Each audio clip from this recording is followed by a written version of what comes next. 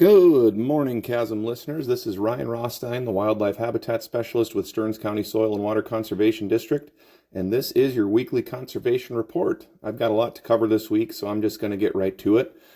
First and foremost, the Stearns County Soil and Water Conservation District has an opening for a supervisor vacancy for our Board of Supervisors.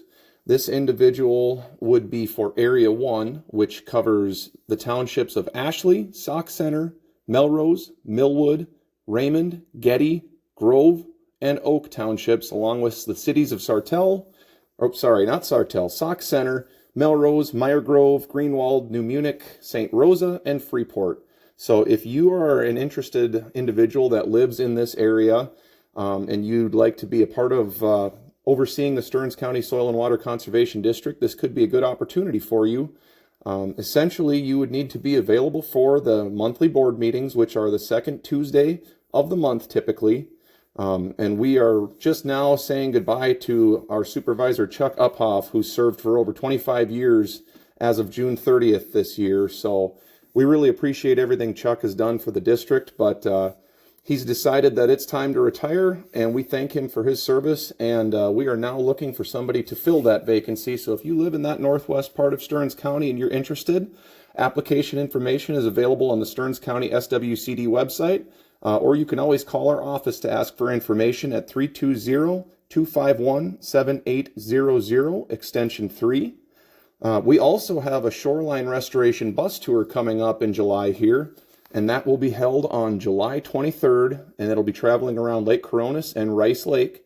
The tour will run from 3 p.m. to 8 p.m., and the cost is $10 to attend.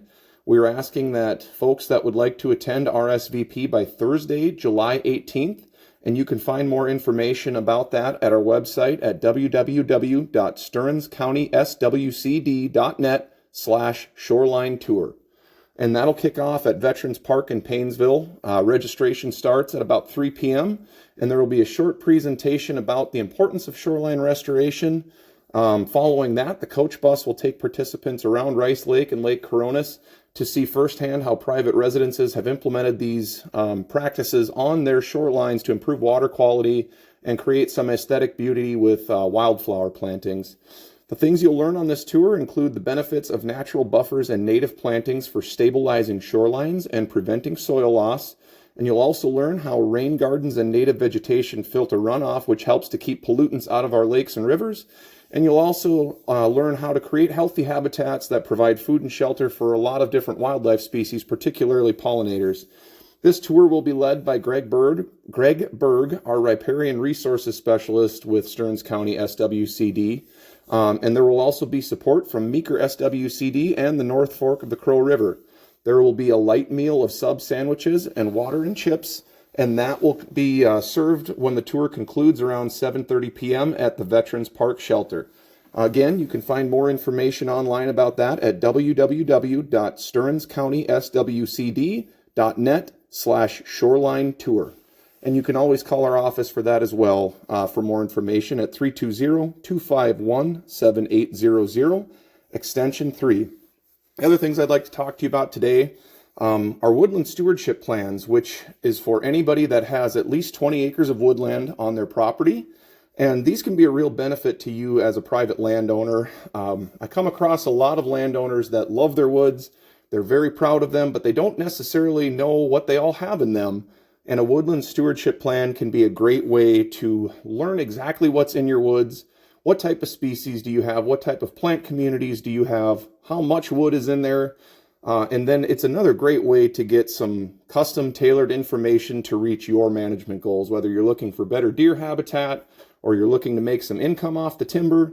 It's a great way to realize what you've got and get some tailored recommendations for your specific property. So you can always call our office or shoot an email to our main line if you're interested in that. The Conservation Reserve Program's continuous CRP sign-up is ongoing as well. I believe you have until the end of July to sign up for that. So if you're interested in that, the best place to start is at the Stearns County Farm Service Agency, which is located in Marketplace Mall, next to Pizza Ranch in Waite Park, which is also where we're located. And then finally, the last thing I want to talk to you about today is just some information from the DNR, just about being safe on the lake. With it being the 4th of July weekend, there's going to be a lot of people on the lake, and, everybody wants to come out safe and sound from that. So also trails and roads too, if you're going up north ATVing for the weekend, some of the guidelines DNR recommends for traveling through some of the backcountry areas. Don't ever travel on flooded roads. There are a lot of hazards that can be hidden under floodwater that you might not be aware of. Always obey the road and trail closures and signs, and don't drive around the barricades. There's a good reason those are up. And if you do see unsafe state forest road conditions, always make sure you report those to your local area DNR forestry office, because if they don't necessarily see it themselves, they may not know. So sometimes you can be the one that helps them to identify that unsafe conditions. And then, of course, if you're out on the boat this weekend, don't boat and drink. That's never a good idea. And always make sure you clean, drain, and dispose every time you take the boat off the lake. It is state law to try to prevent aquatic invasive species, and Minnesota law requires you to clean the watercraft, trailers, and gear to remove aquatic plants and prohibited invasive species, drain all water and leave drain plugs out during transport from the lake to wherever your next destination is, dispose of unwanted bait in the trash, not in the lake, and never release bait, plants, or aquarium pets into Minnesota waters, and also dry docks, lifts, and rafts for 21 days if they're going to be moved from one body of water to another. Some other things you can do are decontaminating your watercraft, trailers, and gear, and there are free stations that you can do this, and you can find more information about that at mndnr.gov/decon.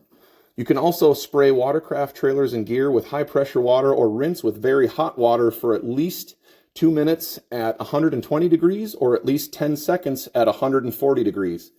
And another tip with that is to dry watercraft, trailers, and gear for at least 5 days before using in another body of water.